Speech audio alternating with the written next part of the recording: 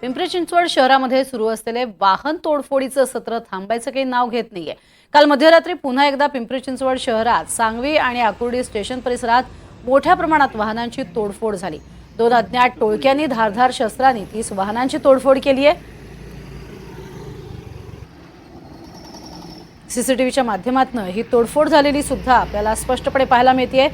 वारंवार या घटना घडतायत आणि या घटनांच्या मागे नेमका आहे कोण या संदर्भात पोलिसांना वारंवार प्रश्न उपस्थित केले जात आहेत।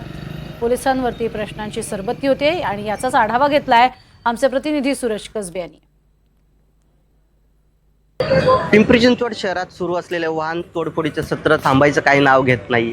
काल रात्री पुन्हा पिंपरी चिंचवड शहरातील सांगवी आणि वालेकरवाडी परिसरामध्ये मोठ्या प्रमाणावरती वाहनांची तोडफोड झाली। मी आता गुरुद्वारा चौकामध्ये या रोडच्या मध्ये ज्या काही 30 ते 40 वाहनं रात्री पार्किंगला थांबली होती, या परिसरामध्ये 2 ते 3 तरुणांनी धारदार शस्त्राने या वाहनांच्या काचावरती आघात केल्याने या वाहनांच्या काचेची तोडफोड केली। मोठ्या प्रमाणावरती या ठिकाणच्या ज्या वाहन आहेत त्या वाहनांचं नुकसान झाले। नागरिक या ठिकाणचे जे आहेत ते भयभीत झालेत।